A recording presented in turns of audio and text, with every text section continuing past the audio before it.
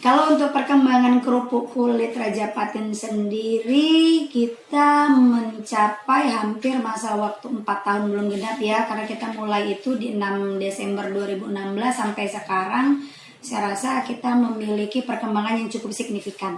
Dari awal kita mulai di angka 50 kilo, kita goreng dari garasi di sebelah rumah, sampai sekarang kita sudah punya ruang produksi sendiri, ruang packaging sendiri.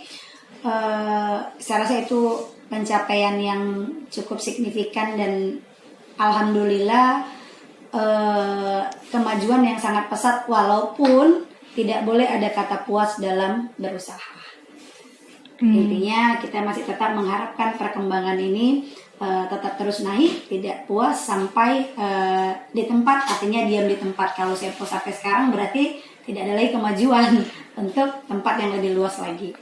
Agar tetap eksis dan bertahan, UMKM bagaimana Kak di tengah pandemi ini? Oke, agar tetap eksis dan bertahan di tengah pandemi, sebenarnya kita perluas jaringan.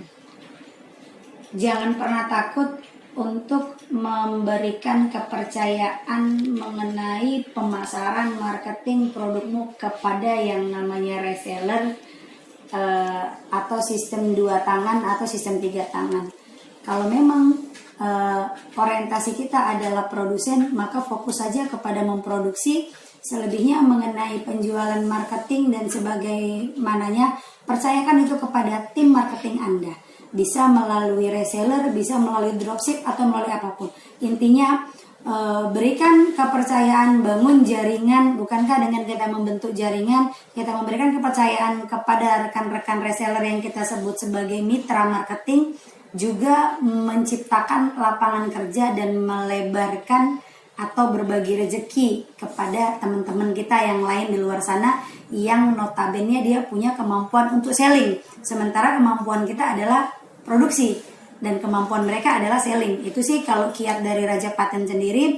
Kita sukses, kita besar dibesarkan oleh seller, oleh marketing dan mitra-mitra reseller kita di seluruh Indonesia. Bisnis Patin ini masih menjanjikan Kak?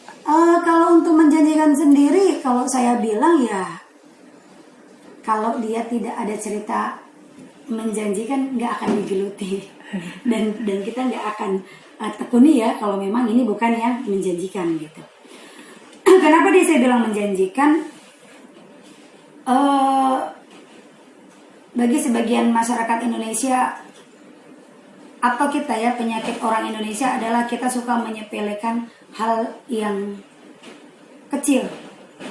Salah satunya kulit ikan patin ini kan kita mengolah limbah. Itu ada hal yang awalnya disepelekan atau hal yang tidak dilirik oleh perusahaan yang notabene dia mengerjakan pabrik fileting.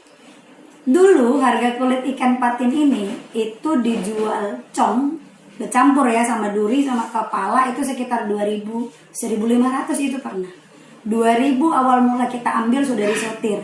Bayangkan dari 2.000 yang berserak-serak berceceran tidak dipakai, the second product itu bisa kita olah menjadi nilai jual yang memiliki harga jual tinggi ya, menjadi ekonomis. Ya kalau sekarang ditanya berapa lagi harga kulit ikan patin, ya nggak dapat lagi 2.000. Limbah aja sudah dijual 15.000 per kilo gitu. Jadi itu hal yang cukup brilian. Kalau memang lagi ada yang mau punya ide atau mau buat usaha lagi, mulai kan pikirkan dari apa ya yang tidak bisa dipakai tapi bisa kita pakai dan kita olah menjadi yang berdaya guna dan berdaya jual tinggi gitu sih. Dan kita juga binaan Pertamina juga ya?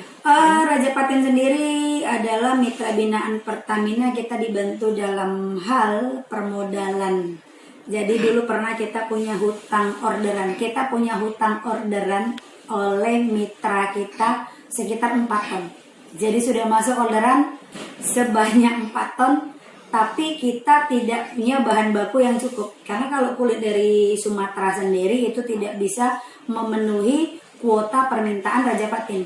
Nah, dari situlah kita dibantu Pertamina Permodalan, lalu kita ambil kulit dari Pulau Jawa.